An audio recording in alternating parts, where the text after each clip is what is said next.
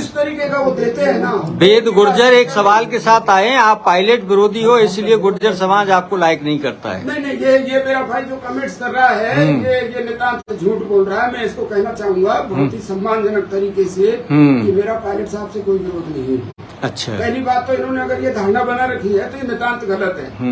मेरे जीवन में ये भाई अगर मुझे वो क्षण बता दे कि मैंने पायलट साहब के लिए उनके मान सम्मान के खिलाफ कभी कहाँ बोला है, क्या बोला है, अगर ये बता दे तो मैं इसका स्वागत करूंगा। चलिए, है ना। लेकिन अब मात्र ये कह देना, हाँ कमेंट्स भर कर देना जरूरी हूँ, ये मेरे साथ न्याय नहीं कर रहा है। ये भाई जो कमेंट्स कर रहा है, मेरा पायलट साहब से कोई विरोध नहीं है।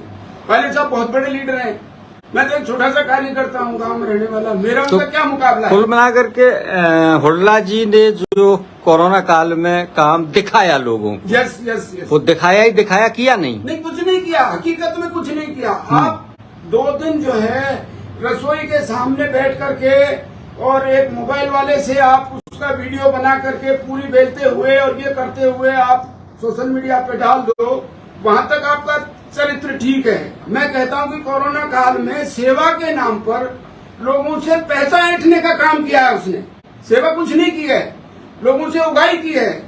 आपने उसका सुना, गोवर्धन में भंडारा करने का भी सुना होगा, गोवर्धन में भंडारा करते हैं श्रीमान जी। आपको सरप्राइज होगा, यहाँ के कर्मचारी अधिकारी जाके भंडारे में वहां जाके उपस्थिति देनी पड़ती है, वहां जाके पैसा दे के आना पड़ता है। तो ये चीजें मतलब आप दिखा कुछ रहे हो और हो कुछ। मैं इसको दूसरे रूप में कह सकता हूँ कि माननीय मुख्यमंत्री जी ने परिस्थितियों के चलते जितना इसको मान सम्मान दिया, जितना इसको शक्तियां दी गई, उनका इस आदमी ने दुरुपयोग किया है। चलिए अपन सवाल बदलते हैं।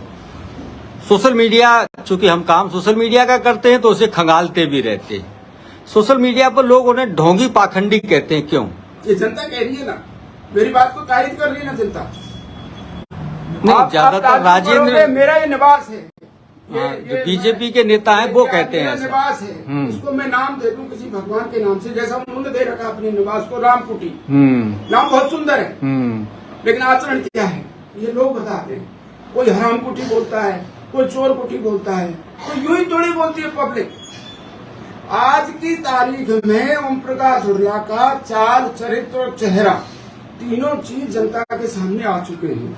जनता जो है उनसे बहुत परेशान है, उनसे छुटकारा पाना चाहती है, उनको घर बैठाना चाहती है।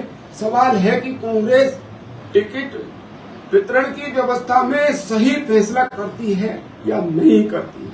चलिए, अगर सही फैसला करती है तो 101% महुआ में मैं कहता हूं, अगर कांग्रेस पार्टी मुझे मौका देती है तो दावे के साथ कह सकता हूं कि कांग्रेस की सीट निकल के आएगी महुआ से, जो 20 साल से नहीं आ पा रही। चलिए, महफूज सारे बादशाह वजीर और शहजादे हैं। महफूज सारे बादशाह वजीर और शहजादे हैं, जो बेगर है तूफान में वो महज प्यादे। अगर सब कुछ सही होता तो 75 साल में लोग पटरियों पर जीवन नहीं जी रहे होते। इतनी भयानक स्थिति में भी लोग जीवन जी रहे हैं। तो अब हम बात को थोड़ा सा सिंबल की ओर लाते हैं। अगर आपको सिंबल की पैरवी करने के लिए 5 मिनट का समय, जो कोई असंभव नहीं है, सचिन पायलट जी देते हैं, तो आप उनके सामने अपने सिंबल की पैरवी कैसे करो?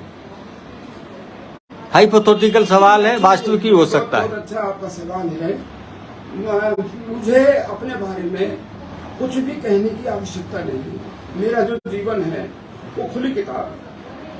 मैं जैसा हूँ, जैसा बाहर से हूँ, सेम बिल्कुल अंदर से हूँ। मेरे अंदर कोई दुराभाव है तो वो जबान पे आएगा, मेरे अंदर कोई प्रेम है तो वो मेरे चेहरे पे आएगा, मेरी वाणी पे आएगा।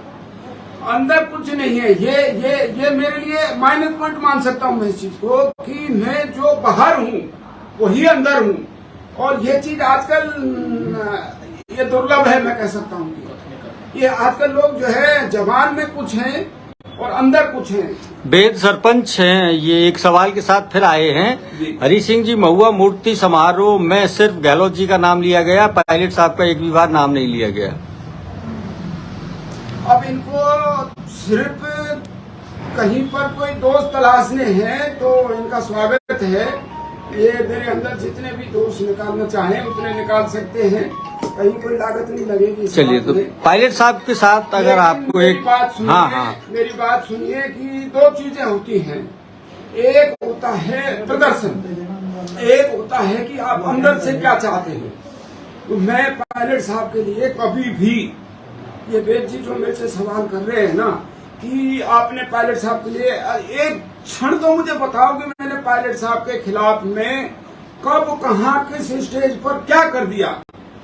समर्थन में नहीं बोलता हूं, वो मेरी परिस्थितियां हैं कि मुझे वहां सिस्टम तक नहीं पहुंचने दिया जाता इन वेद प्रकाश जैसे लोगों के माध्यम से। मुझे विरोधी करार जबरदस्ती दे दिया जाता है, मेरी राजनीतिक हत्या करवा दी जाती है, और अब आप मेरे से उम्मीद करते हो, मेरा मुंह बंद करके मुझसे कहते हो कि नारे लगाओ। टेप आप किसी के मुंह पर चिपका दो, उससे कहो कि आप नारे लगाओ। कैसे संभव है दोनों चीजें एक साथ? तो जो सिंबल की पैरवी कैसे करोगे उनके सामने? नहीं, मैं सिंबल की पैरवी, देखिए मेरी बात सुनिए, मैं सिंबल की पैरवी करने के लिए मैं जो सिस्टम है उसके तहत भी शायद आज तक मैं नहीं गया हूँ। मैं कहीं गया नहीं हूँ सिंबल के लिए। मैं तो मेरी पब्लिक के बीच में रहता हूँ। अगर मेरी पार्टी को, मैं बहुत घुमा हूँ पहले, मैं इतना घुमा हूँ कि सारे नेताओं की चौखट पर मैंने खूब हाजिरी लगाई है, खूब धूप लगाई है ना। और पिछली बार एक झटके में मेरी हत्या कर दी गई। मैं अंदर से बहुत दुखी हूँ। मैं अब उन चौखटों पे दोबारा जाने की मेरी हिम्मत नहीं है, आप यूं मान सकते हैं।